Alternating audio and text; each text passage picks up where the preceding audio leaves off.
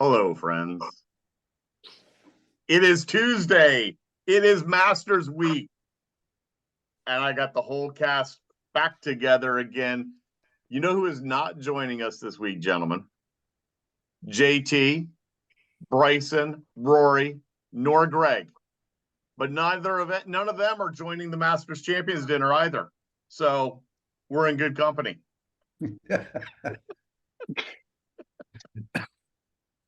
First time in months, all five of us present and accounted for, checking in, boots on the ground. That's the entire premise of the show. We are actually live. We have people at Augusta National, and I am speaking obviously of recognized author and junior golf extraordinaire, Brendon Elliott. Good evening. Good evening. And also was at Augusta National, sporting the Augusta look, Boston Bob Baldassari. Hello, Bobby. Greetings, friends. Greetings, Bobby. And the ever-present one, Mr. Q Mixer himself. He likes it a little watered down, maybe a little sweet. We don't know. Maybe we'll find out. Andy Hydor. Yes, I need my alcohol watered down, and I'm not afraid to say it. Okay. And we know him as the prettiest podcaster in golf. He's just a Southern belle now. Christian Nazamus. What's up, boys? Coming to us from a new location. Where are you at, Christian? New location, Charlotte, North Carolina. Yeah. Yeah. Made the move. Pulled the trigger. Loving it. 12 months ago. All right. So here's Oh, yeah. the deal. This show is all about Augusta. It's all about the Masters. It's the greatest week in golf. And I'm not even starting there out of the gate. Because we've always said when we've done this show is we want to give props to the ladies. And I want to start right there. And Mr. Elliott, I'm throwing it to you. Nellie Korda is the hottest player on the planet. Prove me wrong. You can't say that. I did. I would say that she 2024, you can't say is. she's hot. I think over the course of the last couple of weeks, Did yes. there, Andy. Go ahead, Mr. Elliott. I think over the course of the last few weeks, she definitely is. No question. Andy. Does the streak Lean in, baby. Andy, since you chimed in, does she remain on a competitive hot streak? Now that's much better. Thank you. We're not going to discuss her looks here. That's not what we do here on the Quiet Please podcast. But yeah, the streak that she's on, and after she went on the injured list last year and then came back, like she struggled to get her form back. And I think she went a long time, between wins, and for her to be like ripping them off like this is pretty incredible. And she's, to me, the most impressive player out there. Bobby? Totally agree. I mean, phenomenal talent, definitely recently on a hot streak. But I was there for a few days over the weekend while the women's event was going on. I was really there for the drive, chip, and putt 10th anniversary, and just to hear the comments about how far this women's amateurs made it, and people are embracing it, and it's part of the event. I mean, it's just the neatest thing to see the ladies out there. There were some of the women players that I've known for years out there, and it's a bit surreal to see them out there. And I don't know if I pronounced it right, Lottie Wood. I'm still trying to get that. For her to birdie the last two holes, the women play at the member tee length, and still at Augusta, women's amateur, birdie 3 out of the last 4 holes actually. And when you guys have been there, when you're standing in the fairway in 18 and looking up at that green, you can't tell what's what. The green is tiny. It's actually very narrow.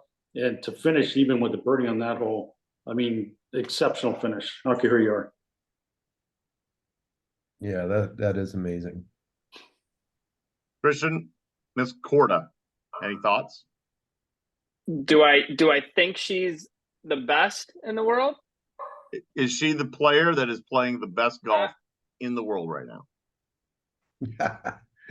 It's a coin flip. I mean, I Whoa, feel like if she, whoa. How is that a coin flip? I don't know. Because She's I won the could see. last 4 events. I know, but like, yeah, she's won the last 4 events. But then you could also steer that to say the same thing about Scottie Scheffler right now in the men's tour. Obviously, do you know what I mean? So like, it's tough to Oh, say. She's got it. obviously in well control of her swing, right? Yeah.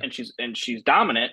And I do think that when she is on top of the leaderboard, like a Scottie, people are taking note of that, and they're definitely getting intimidated for sure. You know, I don't know. She is the best player by far, in my opinion, at the second talking to you boys. But again, I think, you know, she just has that confidence. She has that swag, and I think she's going to win many, many, many more tournaments this year. All right, I can buy that.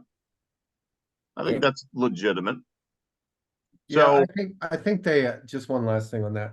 please, I think 4 in a row is incredible, but we all know what a streaky game professional golf is, right?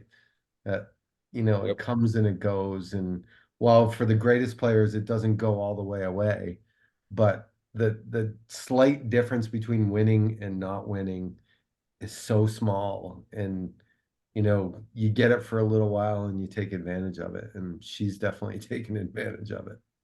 I'm going to say that she rips off a 5th one, and I believe that would tie her with Nancy Lopez as far back as the 70s. I mean, she's dominant right now, without question. Without question. And if you believe the odds makers, now we're going to shift, gentlemen. Believe the odds makers that you can make the same thing we heard from Jeff Babin or last week with our show. I believe Scottie's going off at 4-1. But before we get to the tournament, as I said, we're recording on Tuesday evening. It is dinner time. And we have tapas being served. We have crab salad, potato. We have a ribeye with peppers, something with white asparagus. I can't even pronounce that one. And a nice little pastry puff with Mr. John Rahm. How good would it be to be in that room right now, Andy Heidorn? Oh, it would be beyond good. I mean, beyond good. Not so much for the food you just ripped off, but for the pure gravity of being in a room with all those, you know, new and old Masters champions who have figured out how to win that tournament, and would just be an incredible thing. And I've heard all the players say once they started doing this, how big and how important this evening has gotten and how much it means to those guys. Brendon, Elliott, first time, I believe it's been going on since 1952, the Champions Dinner. And this will be the first time that Mama Rahm's classic lentil stew will be served. Hey, I got a ham and cheese on rye that I'm going to have after the show, so I'm fired up about that. Well, I had a nice panini from Wawa, just saying. The little things. It really is. Would you say, or do they put all the live PGA Tour stuff aside in the room? Last year we heard about people dividing up a little bit. You're down there. What are you hearing? These guys, they play together when they're not on tours. They still, a lot of them still hang out with each other. I didn't see, with the exception of P. Reed, anybody not saying hello, how you doing, joking, laughing, watching each other hit putts. So I don't think the live guys are sitting at the kiddie table in the next room. I just don't think that's happening. I forgot about P. Reed. Christian, as I was going to say, is that just P. Reed? I was laughing because he said P. Reed. I forgot about that guy. He's irrelevant to me. So did everyone else. Yeah. I did see Sergio today, and Sergio was signing tons of autographs. His wife will take his wife will take to their burner account and make it relevant again. Exactly. That's true. All right, Bobby, so let's actually back up before we go forward. You were a special guest down there this week. Last week, clearly emotional. I'm sure the emotion was on overload this week, actually being down there. 10th anniversary of Drive, Chip, and Putt, and how cool a first year participant is in the field. Beyond cool. Couldn't write that one. So let's start off Augusta week by actually going back to last week. Tell us about DCP. Yeah, 10th year, it's technically 11. We lost the year because of COVID, but aside from that, yeah, I don't remember SK there was a lot going on that first year. We ran Drive, Chip, and Putt. I had two radios on me. One earphone had the golf channel, the other had tournament operations, and we were freaking out because it was pretty crazy. A lot of stress. The first couple of years, a lot of stress with putting that together, doing it for a national program, showing that we could do it. I felt a tremendous amount of pressure as a PGA member representing PGA America. I knew if I screwed up, if we didn't pull this off, I didn't want to think about the ramifications, frankly. But I've met so many people across this country, but I'm coming down the elevator with some parents, and they're talking about their daughter, and she got spurred on to golf watching Drive, Chip, and Putt on TV. And I kept talking. I made a Facebook post about it. It's 9 shots. We used to talk about it, from the inside. It's 9 shots, 3 drives, 3 chips, 3 putts. And how does that affect your life forever? Or the parents, the kids, these parents coming down the elevator with me said that their daughter wants to play in college and she aspires to be on the LPGA. And it all started just watching Drive, Chip, and Putt. And the neat thing is, the top echelon of junior golfers aspired to AJGA, and we didn't get all kinds of AJGA players in Drive, Chip, and Putt. And it really was, when you look at the kids that made it, Brendon knows this, a lot of kids that make it to the national finals, they're on a high school team. They're 9 years old, they're 7 years old, they're the cutest kids ever. And so it was interesting, surreal for me to step back, not be inside the ropes, be outside the ropes, and relax and take it all in, because I'm watching it going like, how did we do this? It was amazing. It must have been a little overwhelming, because obviously you've shared the story before about how the rollout of it just occurred in general, but to know that you have to have it to the level of expectations that people have become accustomed to Augusta National and what the show that they put on, I mean, it had to be first rate. Yeah, they call it master's precision, and it is precise, precision, exemplified. And the people that are there are magnificent. The JJ Weavers, Tony in the shop, Tony Sessa, the Ryan Sharps, Jason Ballard, Charlie Schooler, that I worked with all of them. The people there, Steve Ethans, Virginia Dent. I mean, I can go on and on. The team that's at Augusta is just spectacular in how they do things, and they make people feel so special. You don't know that. They're hobnobbing around, obviously, the elite of the elite and the business side of in the sports. But when those kids are there, the kids mean everything to them. And I do know some of the members at Augusta. They're literally as proud of the women's amateur now and DCP as they are the Masters tournament. That's how much, I've always said this for years, their heart's in the right spot. This means tremendous amount to them, and they want to see these kids aspire to great heights. And I was calling it Masters Magic. Only Augusta, maybe Disney, but Augusta are you kidding me? On the 10th anniversary, somebody that was in that first Drive, Chip, and Putt is now back. And that's just amazing. That is amazing. Yeah. So Bob, let me ask you a question. One of the green jackets there, I'm almost was that Tim Nair? Yeah. It is. Yeah. He was, when I was assistant at Western Golf Club, he was a member there. Yeah, I know his brother Andy really well. Yeah. Yep. And they look a lot alike, and I'm like, that's got to be Tim Nair. It's got to be. Tim's got the green jacket. Andy, not yet, I guess. Yeah. They're great guys. Yeah. And I talked to Tim, and I have a photo from myself as assistant pro at Western Golf Club in Weston, Mass, with Tim Nair, Andy Nair, two other members, and I'm standing at Augusta holding this photo a few years ago, and I said, Tim, what are the odds that you and I were in this photo at Weston, and now we're standing here? It's crazy. That's awesome. Bobby, were any of the players in the field, did they have cadet small gloves on? Okay. Nice and snug. Okay. Hey, for the record there, oldie, okay, the one that can hit a 7-iron there, 140 yards. All right, those cadet small hands are piping at 280 down the fairway that you have been well aware of. All right, we wouldn't have won that tournament with Shooter without me.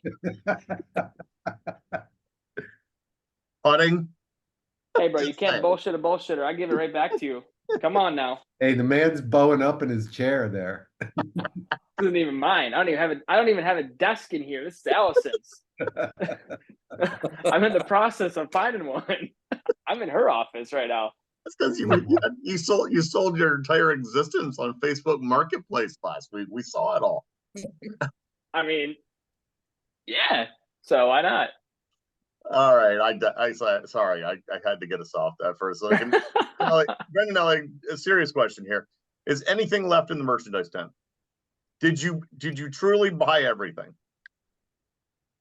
No, that is a rumor. And my wife thinks I did, but then she texts me. She goes, "Ooh, that tumbler you got me for my wine.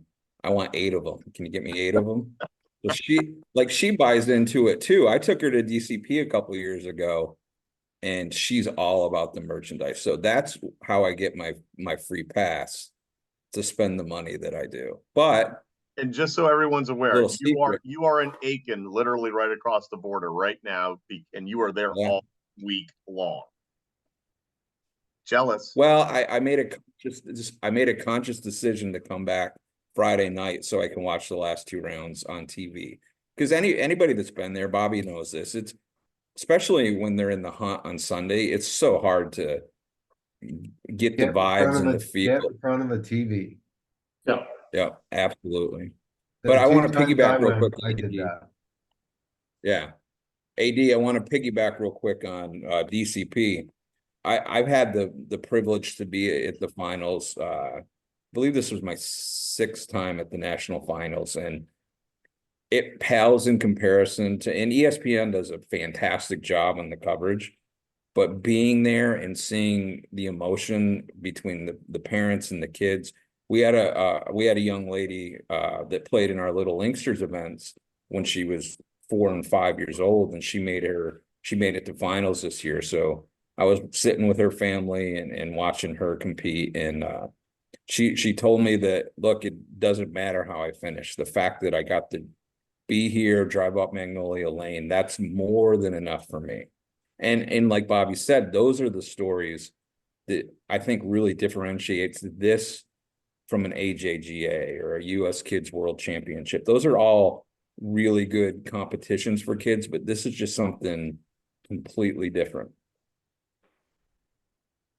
Yeah, it's awesome. Yep. So I have a question for the group, right? So talking about, Alan, what you said about the merchandise tent and about, like, is there anything left? I wonder if they hold back stuff each day. Like if they have a new supply of stuff, they may run out at 3 o'clock in the afternoon of an item on Friday, but won't put it back in the tent until Saturday. I wonder if that's how they manage that, because they would get a lot of people disappointed not to be able to have the pick of the litter, on Sunday at the Masters. I have it on good authority from a member of our North Florida section, who I'll remain nameless, that was heading up the check stand for, God, I don't even know how many years he was doing that. And he filled me in a few times on that and some other things that they're doing. Everything at Augusta is planned, prepared. There's nothing that you can't ever find anything that's done by mistake, including putting out gnomes for a couple hours per day in the morning, because they know what people are going to do. A lot of people are going to go to the secondary market and triple and quadruple their money on those things. Yeah. So, Yep. boys, since you were both there, walk us through what and let's start diving into the tournament here and dive into the fact of what's going to be different. What's the listener that's listening to the show or watching us on the show now on our new YouTube channel, by the way. Walk us through a visit to Augusta and what would they experience this year? New tee box on number 2. That's from a playability or playing standpoint, but you walk through the gates, BE, and what? So and Bobby knows this very well. You walk through the gates, and interestingly enough, the first year I went was 2010. So when I came through the old gate at that time and walked up to see the practice area, to me, that was the tournament practice facility. But that was the first year that it had opened, was the first year that I was there. So that's what you see as you walk up on the left side. There's the new press building right before you get up to the practice facility. I spend 2 days at the practice facility during the practice rounds and just watch these guys. I did that when I was a kid at the BC Open in Endicott, New York. I'd sit at the range, which was across the street from the tournament, because I think there's so much value in doing that. But Augusta really takes care of the patrons to do that and watch these guys prepare. And then, of course, you turn right and there's the food and beverage or the concessions and the merchandise. But then once you get past all the Disney World stuff at the beginning, then it opens up into God's creation, which is Augusta National Golf Club. And there's just so many spots that you can go, whether it's the big oak behind the clubhouse or the par 3 course, which I'll talk about that later. Because Bobby, did you go last year or no? Not to the par 3 last year. What they've done to change it Yeah. around for the sake of the patron is absolutely mind-blowing. I was thoroughly impressed with that, and the pathway they take you through now to get your picture up in Founder's Circle in front of the clubhouse. It's incredible. And every year there's something. Sometimes it's small, sometimes it's major, and you're like, how in the hell do they pull this stuff off with literally probably 10, 11 months or less to do some of these major things that they've done. In fact, I've heard that, and Bob, you can probably confirm this, that there's actually like a tunnel underneath from the clubhouse to the practice facility that goes up to the press building. Is that a rumor or is that a true thing? I cannot confirm or deny the reports that I know there's a tunnel. Yeah, there's a tunnel. Yeah, Brendon's right. Just everything. Well, when I went in '93, that was my first year. The tournament practice area, what you see now, that was a parking area. That's where I parked. And the members, where the members practiced, that was where the tournament players would play there, right next to Magnolia Lane. It's remarkable. I've really had, I feel like a privilege to go down to the maintenance department. I don't even want to call it maintenance. It's like NASA. You can eat off the floor. It's the most amazing agronomic area I've ever seen in my life. You feel like you're in the, what's that, National Aeronautics or whatever. There's radar like you can't believe inside the building for even if you think it's going to sprinkle for 3 minutes, they know it's coming. It's absolutely amazing. And they do. I know that the after action debriefing and recap and how do you make the thing better, they do that all the time. We did it on Drive, Chip, and Putt, watched every single second of the telecast to make improvements for the next year. They're all about, again, master's precision, doing things right, keep elevating. But this year for me, it seemed insane at the merchandise golf shop area. That seemed like the most people ever. I don't know what was going on, but everybody was in there. So yeah, it was crazy. Brendon, tomorrow's Wednesday. Things really start heating up. Par 3, you touched on it. Let's get into the week. Let's get into our thoughts. Let's get into the tournament at hand. But it all starts with a little fun. So I've been dying to hear this since you threw the teaser, because par 3 course, 7 irons, 140. I'm all over it. Buttercup fade. A lot of those holes you probably be hitting a long iron. Hybrid. Hey, it's just over 1,000 yards. I mean, that's a course I can play. Hell yeah. Maybe not walk it. There's no carts. Is there a cart? Can I get a cart, please? Lots of downhill shots. Yeah. All right. So Yeah, what they do for the from the viewing standpoint or for the patrons? Well, it's I think it's the first through fifth hole. They wanted to bring it in a little bit tighter. I don't know what the names of the ponds are that are kind of central to the whole that part of the property, but by moving stuff more towards that and bringing the ponds more into play, I know 1, 2, and 3 kind of didn't really have the water in play. And I used to sit behind the third green. That was my go-to spot every year, which that's not there anymore. And I did see JT and Ricky get back-to-back hole-in-ones a couple years ago. I will repost the video I took from that on my Facebook tonight, but it really, like, again, it's just incredible the innovation and the foresight that they have to make the changes necessary to make the experience even better, if that's even possible, even better than it was the year prior. And it's just the vantage points. When I walked over to get the picture in front of Founder's Circle, you could see the course, and there's so many cool vantage points now to watch the action. I think this time I'm going to head over like towards 8 and 9. There's really not a bad spot now. You can see a lot of the holes from one spot, but Well, shameless plug. You're also up there doing some articles for a couple of different periodicals, correct? yeah, and I got one coming out tomorrow on golf.com. There's one they posted today about putting on tricky greens. Tomorrow is the value of the par 3 contest for the amateur, and they can kind of see. I gave them 4 tips that they can pick up from the players on playing wedge shots and these short shots on tricky holes. So Nice. look out for that tomorrow. Andy Hydorn, I've always said it's all about the events and the venues. I continue to happen to agree with that sentiment.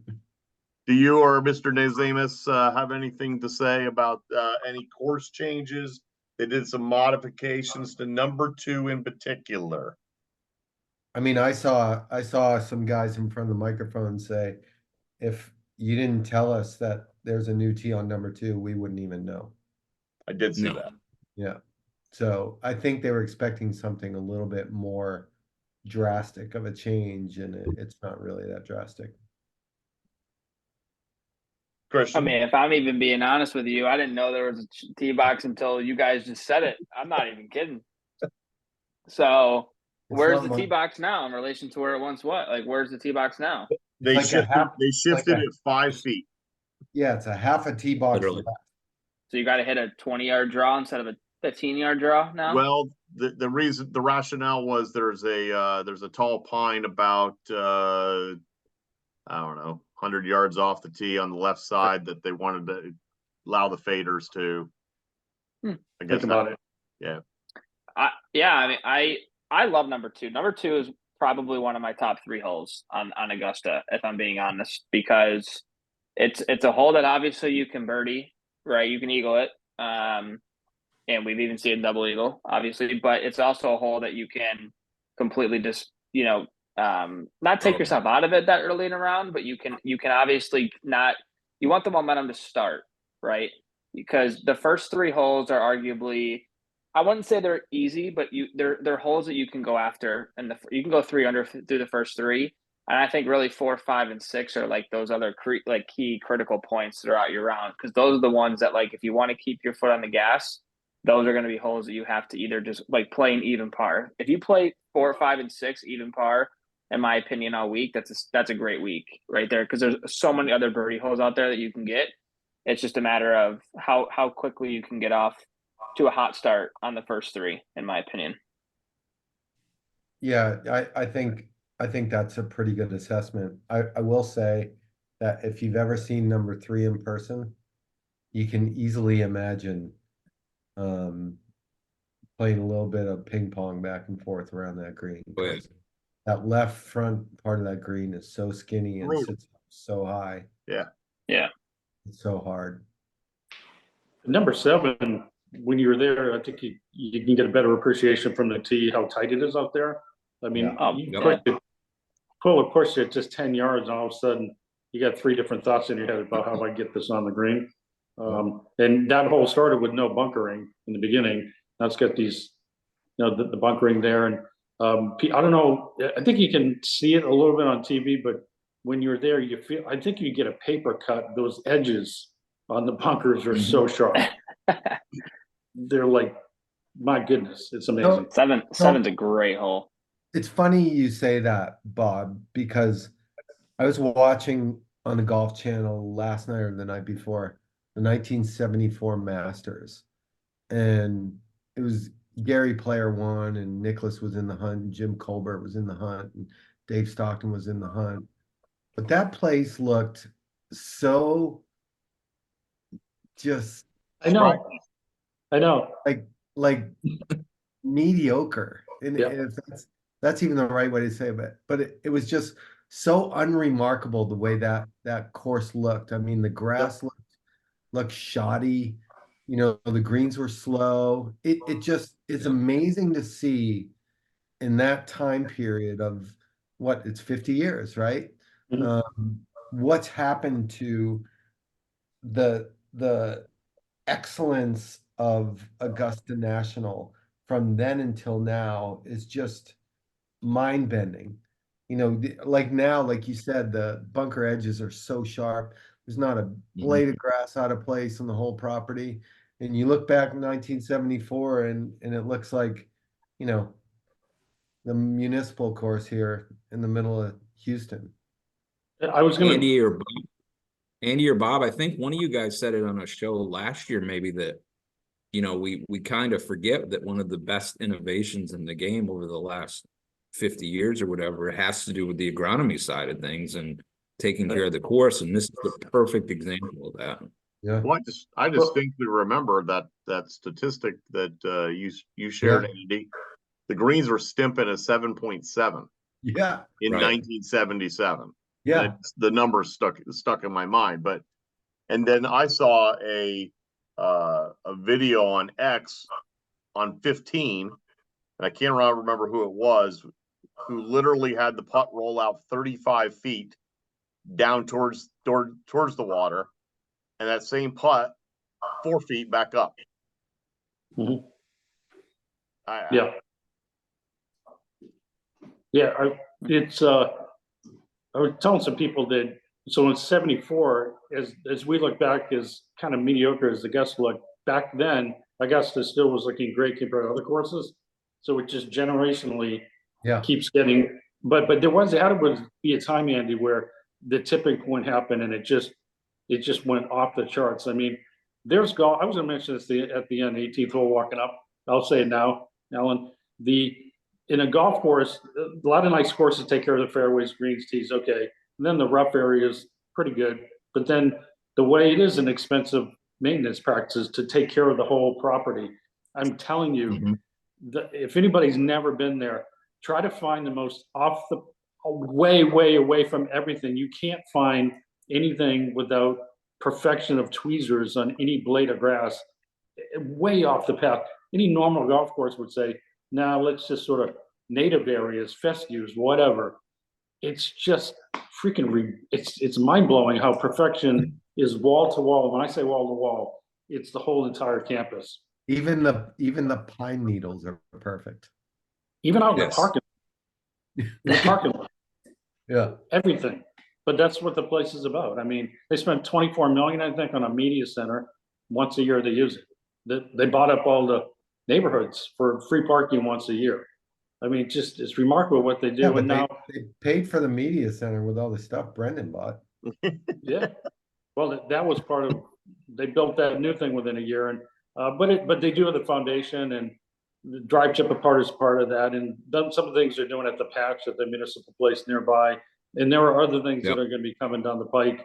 I don't know if Chairman Ridley will talk about it tomorrow, but they're, I said it with the DCP, they're putting their heart where their money is, and they're doing some really good things out there to help. I'm not going to say the phrase, but they're just investing in the game. Yeah. Yep. Don't say Christian, Greg. Don't there say. is some in the media, some, not Mr. Elliott, by the way, that say this could be the last time we see Tiger competitively at Augusta.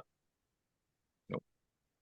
And he stated in his presser today, if everything comes together, I think I can get one more. What say you? We know you're a Tiger fan, but you stuck the fork in him. I have stuck the fork in him. Do I think no to answer your question, but do I think he'll ever win another green jacket? No, I don't think so. Actually, no, I don't say that. I don't mean that. Do I think he'll win a major? If this is this would be the major that he would win because he knows the course so well out of all the four, in my opinion. However, I'll get to that later, but do I think he's going to make the cut this week? No. Mic drop. In the streak ends? I'm just saying that because every time he gets into a tournament, it's like they only focus on just Tiger, and like he says what he wants. And I look, I'm a huge fan of Tiger. Like he's made golf to what it is today. Firm believer in that. If you don't believe in that, then I don't know. That's just my opinion. However, I do think that I just don't know if his body can do it. I think again, if there was a tournament for him to win, it would be this one. Just because of his comfortability with the golf course. He knows where to miss it. He knows where to hit it. So do I hope as a fan he makes the cut? Yes. But do I think trying to be real with myself, do I think he'll make it? I don't think he'll make it this week personally. Andy shared 9 holes with Will Zalatoris, and Will said it was the most amazing 9 holes he had. Playing the back 9. Yeah, well, probably because he got to play with Tiger Woods, right? But I think at the end of the day, for me, like it's 14th on the list of the things that have me excited about the Masters this year. I just don't. I'm kind of tired. I love Tiger, but I'm tired of this Tiger 2.0 times 5 squared. Alan, the events and the venues. I was standing on the walkway on 17, and it was really amazing to have my wife Pam with me. She had to work hard to get her a badge to get in on Monday, but for her to see the place for the first time, and we were standing there. Tiger teed off the 17, pulled it left, and hit some trees, and she was kind of incredulous, like, "Wow, Tiger hit a bad shot." The ball hit the trees, landed probably, it might have been not even probably 180 yards off the tee, and the ball was close enough to the patron ropes that I really thought he was going to pick the ball up and hand it to a kid, but he picked it up and kept walking. And I thought, well, it's nicked. Like, what use is it? Little story, whatever. He doesn't think like that. No. He's in the zone, Brendon Elliott. He looks good. I watched him putt a little bit today, and putting looked good. He looked like he was in really good spirits. He almost had that Freddie Couples vibe. You know how when you see Freddie come up to the range and he's joking around with everybody and shaking hands like he's the mayor. That's kind of the vibe I got with Tiger. A little less Tiger from the past. So obviously it's a different time. But Christian, he will make the putt. I'm sorry, dude. He's Tiger Woods. I know he is. I know. It's so unfortunate to see him now because of what he once was. And I think that's my hesitation with him is that, like, you know, I think he's trying so hard to get back to where he once was, and it's not realistic anymore. But if he can still hit the ball, obviously, I mean, shit, he can outdrive probably half these guys on tour still. However, it ultimately comes down to just his body. I mean, if his body can't do it, I'm not saying he's going to miss the cut because of his ability to play the game. He can make the cut with his eyes closed, right? If he's healthy. I just don't think his body is going to be able to sustain it. That's just my opinion. I will say that about any tournament that he plays in because of the caliber of his body. Because if he doesn't play well, and he knows where I'm going with this one, he's going to make some type of, I'm not going to call it an excuse, but he's going to make some type of reasoning instead of him just saying, I played terrible this week. It's my back or my shoulder or something else or whatever, you know? So like, But that's not a slap to him because I love Tiger. So And Andy, there is rain in the cool mornings and rain in the forecast either Thursday or Friday. Does that play a factor into his many ailments? You're asking the wrong guy. I don't buy into that whole line of. All right, being- then let me change the question, Mr. Hydorn. What are Okay. the other 13 things you're most excited about for this year's Masters? Well, I don't have a list, but I can tell you that there are at least 13 things that excite me more than being, enveloped in Tiger Mania. All right, well, then let's get to it, boys. It's Augusta. We've all been filling out polls, different contests. Who we going with? Let's start talking some dirt. Let's pick a favorite and a dark horse again. And then I'm going to define a dark horse, though. I'm going to tell you right now who there was three of us, BE, Andy, and I, the three. We were on the prediction show back in end of December, and we made it really difficult because we all chose one name, Rory. I'm gonna pick Rory to win the Masters until he either wins or retires. So Could I put him as my dark horse this week? yeah, Christian's gonna pick Scottie Scheffler for his Okay, dark so horse. here's the deal. No, that's what Andrew would do if he was here. Like I said, Scheffler's going off at like 4-1. Those are better odds. Statistically, he is having a better run right now than Tiger-esque. He's got better odds than Tiger at some of these in the majors back in the Tiger run. Is it Scheffler versus the field? I'll ask the same question we asked last week. Is he the man to beat? Is he gonna be By far. Of course he is. Yeah. Is it I totally think it's Scheffler against the field. They were just talking about it on Golf Channel tonight. They were literally saying that he's having the Tiger effect that Tiger had back in the early 2000s. Literally. That people are like, when he is, I don't know, I'm not agreeing with it. I'm just saying what they're saying. But I've said it for weeks now. When Scottie's on and he makes putts, nobody can touch him. He just had his C game a couple months ago. Oh, hold on. He had his C game a couple weeks ago and he still came in top 10. I'm just saying if he's on, because he's the best ball striker, in my opinion, in the world, right? Nobody can touch his ball striking. His putting obviously is iffy. However, if he makes putts and he does what he does best, I don't think anybody would be able to go toe to toe with him personally. Bobby, you want to chime in on this?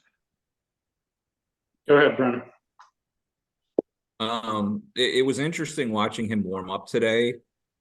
He was with his coach on the practice green, and his coach had, a chart or something he was following, and they were putting from different distances to different holes, which, might have seemed random, but there was no randomness in this. And I kind of think that, and my guess is they probably pulled statistics of his proximity to the whole average on each hole on the golf course and had him putt from a very similar putt, because that's the way they design these practice greens, is to have very similar putts to what you would have out on the golf course. And he was draining a lot of those putts. So that said, you still got to do that during crunch time. And like Christian said, if he's by far and away the favorite. However, if he's not, it's about as wide open as a Masters as it's been in a long time if he's not on. There's so many people that could do it. That is a point that was made on by Randall. That many of the other top two talents that are out there right now, the Spieths, the JTs, et cetera, are not playing extremely well. There is not a lot of other players that you just go, wow, I think he can get it done. I think John Rahm's obviously sitting there going, I got something to prove. Yeah. Bobby, I mean, is it Scheffler versus the field? Probably.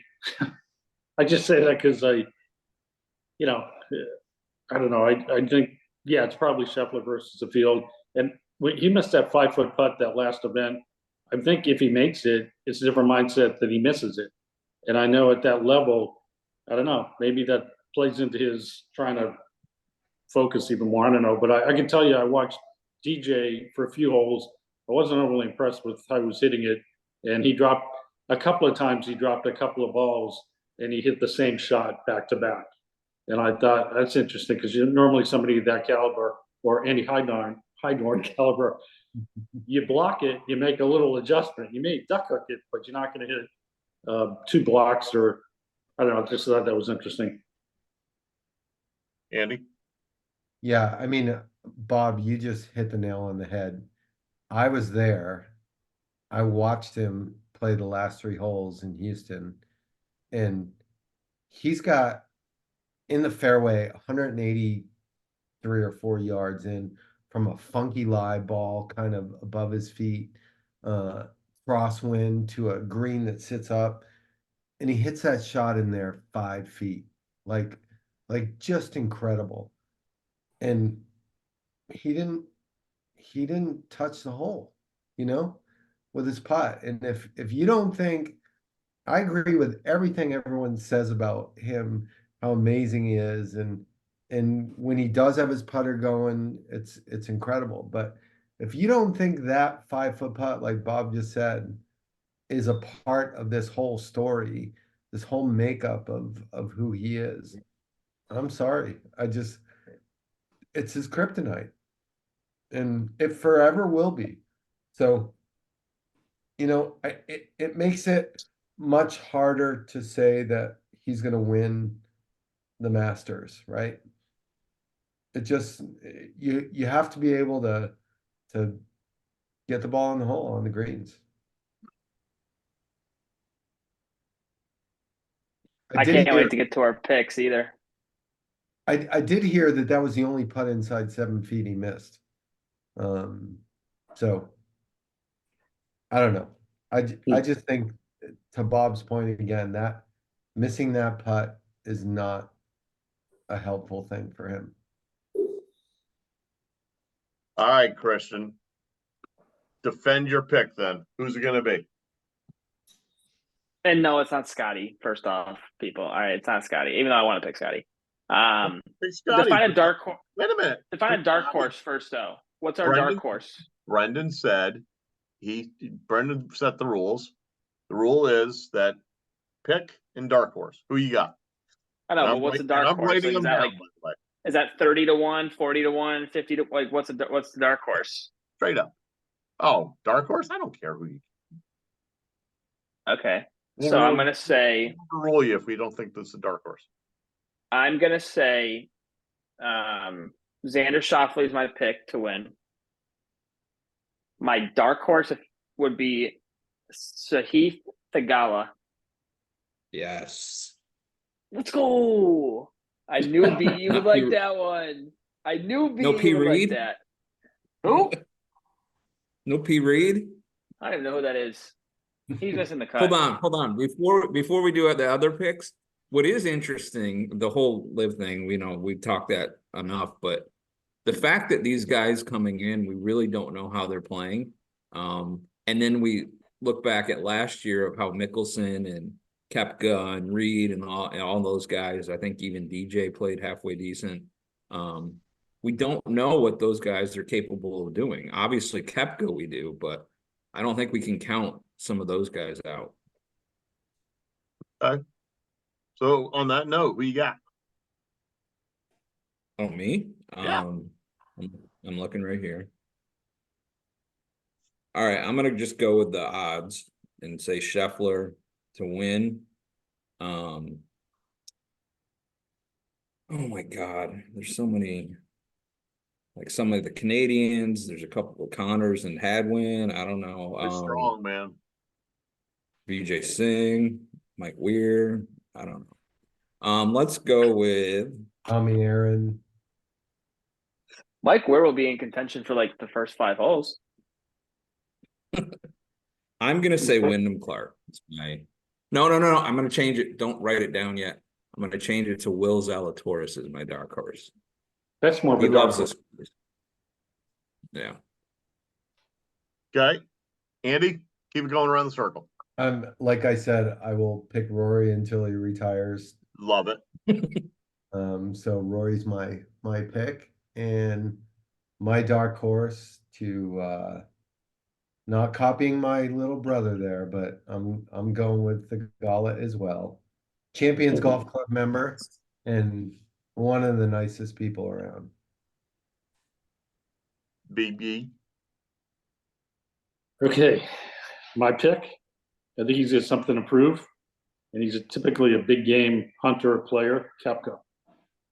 Yeah, Ooh, I like that. okay. My dark horse. I feel bad to say dark horse because he just recently won a major, but I think Brian Harman could pull this out because he's just so good with the putter, and he's a lefty, and he hits that nice little shot around there. So what the heck? Lefties have history there, no doubt. Alan, Mike Weir. I am going to shock the world right here. Oh boy. Ludwig. Oh, he looks good. I like that Ludwig. pick. Getting it done. Shocking. Talk about shocking the world. And I then could the other totally see that. one's not a shock, other than the fact he's probably been bass fishing for the last year and a half. I think Cam Smith. Ooh, I was watching a few of his swings on the range. He Who's that? withdrew last week. Huh? He withdrew from the live event. He's not withdrawing this time. He's chipping like a madman. I'm telling you, he's What- getting what- it done. what'd Big you dark say? horse. What? Cam Cam Smith. Smith. Cam Oh, Smith. Cam. Yeah. I almost went with Cam. I almost, How soon forgotten, huh, Bob? yeah. I almost went with Cam. Yeah. Anybody with a good short game can catch a heater. I mean, they really can, especially in the back. He always plays that place well. You know what? Every one of those names. Xander Xander already should have had a green jacket if he didn't, get to number 16 and pull hook it into the water because he got out of his rhythm. Koepka is just a stud. Harmon's is a stud for that golf course. I think it's perfect for him. Fast. Scheffler. I find it funny that only BE took Scheffler as his number one pick, but Wow. Yay me. Rory. I mean, Ludwig long hits it long. Cam Smith, before he derailed his career with Liv, was on a stratosphere. So I think we got some good picks there, boys. I do also think that JT is going to have a very good week this week. Actually, I'm going to tell you. Thank you for bringing that up. I'm going to tell you who is going to have a good. Minwoo Lee is going to have a great week this week, with bones on the bag. Mark my Nice. words. Nice. Why isn't he your dark horse then, Alan? Because he's not that much going to have that good of a week, Andy. I do hope emotionally Rory can pull this thing off and win one of these years, but that'd be a great one. All right, so here's the deal. I wanted Andy. Do we have time to do it? Do we turn up the heat? On Bobby. Yeah. Hell yeah, we do. Okay. Yeah. Always time for that. All right. Robert Baldassari. Bob, while you have been working through some various things, we introduced a new segment onto the panel. Andy Hydorn's hot seat. Strap yourself in. Again? I did the hot seat. You did the hot seat? It's slightly changed. Wait a minute. Did he do the hot? He said he did the hot. Did you ever do the hot seat? I did, yeah. Okay, Oh, let's move on to the next segment. If you changed it, I don't know. In that case, 18th green making the walk up the hill. Brendon Elliott. Final thought. I don't think the week could have started any better. And when I say the week, I'm one of those old school people that say Sunday starts the week. DCP being here for that was fantastic. Cody Rhodes becoming the WWE champion on WrestleMania Sunday was fantastic. And The Undertaker made an appearance and chokeslammed The Rock. Old school. Love it. But this is Augusta now. WWE's over. Although Monday Night Raw last night was pretty good.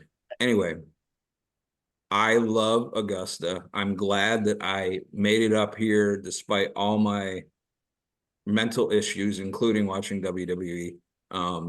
but I'm here, I'm having a good time, and I can't wait till watching the big three tee off on, well, the new big three tee off on Thursday if they don't get rained out. So looking forward to the week. Before I move on, BE, I just have to say you got to give it up for here in Philly for Kelsey and Lane Johnson making an appearance at WWE. That's right. And we screwed up because in Philly style, they should have had Santa come out firing snowballs at somebody. That's all I'm saying. Andy Hydorn, final thoughts. So I had the opportunity to go to the Houston Open on the last day last week, and we were in the kind of the tent behind the 16th green. Had the best seats to sit there and watch all these guys on this downhill par 5 go for the green, and then, you know, putt for birdie or you know, try to get it up and down. And what struck me is it was one of those hole locations that every player misread. Like if you were putting from behind the hole down toward the hole, every player read too much break into it. And it just was incredible. The number of putts that all day we were there, the number of putts that went in the hole was 2. One of them was from behind the hole and the other one was from the side. So ultimately the trick of reading a green is so important. And you know, you can think you're hitting your lines all day long, and it's so hard to read some of these subtle breaks in some of these greens. The other thing that was amazing was these guys just absolutely hitting these pitch shots from around the green that just it blows your mind how good they are at those shots.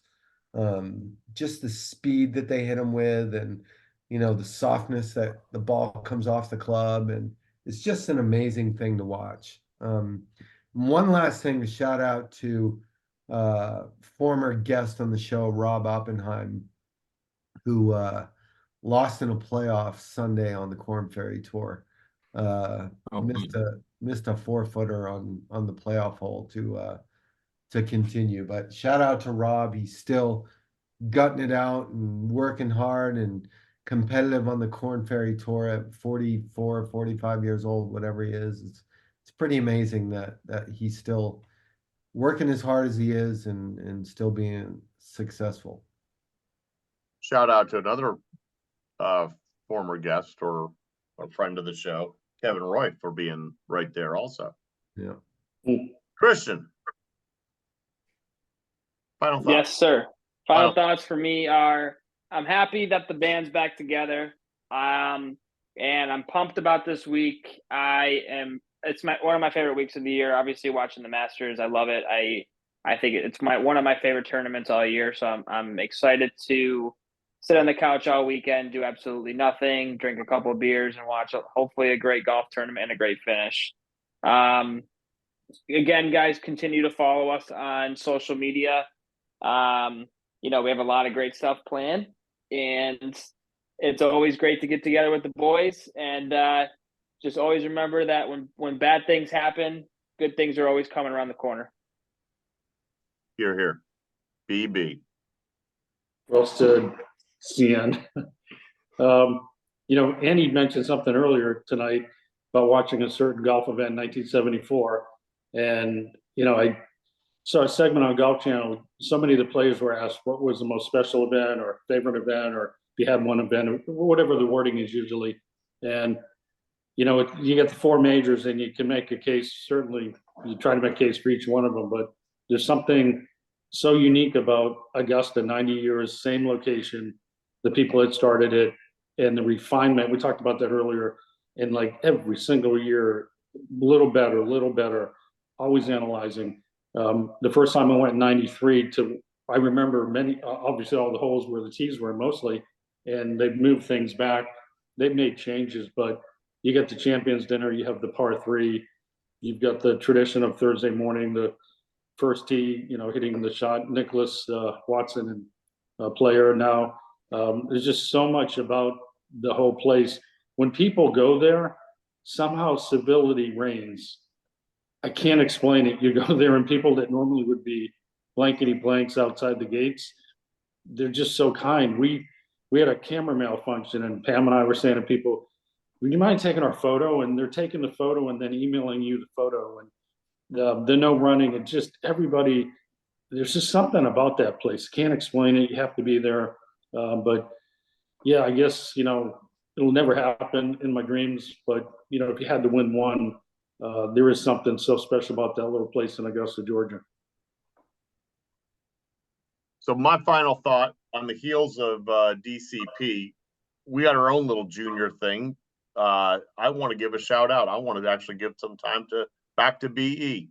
Little Linksters swing contest is coming up, right? Mm-hmm. And you got some and you got some Masters connection there as judges this year. Well, I think I announced the last time I was on that we got Mr. Nicholas and Mr. Player. I made a play at Mr. Watson. That didn't happen, but we got Sir Nick Faldo, to join the other two legends. So really excited about having those three. And getting to know Nick's wife a little bit. She's a nice lady, and their place out in Montana, man, that place is pretty cool looking. Yeah, road trip, by the way. All in favor of that. So Little Linkster swing contest. If you know a Little Linkster, tell them to look it up.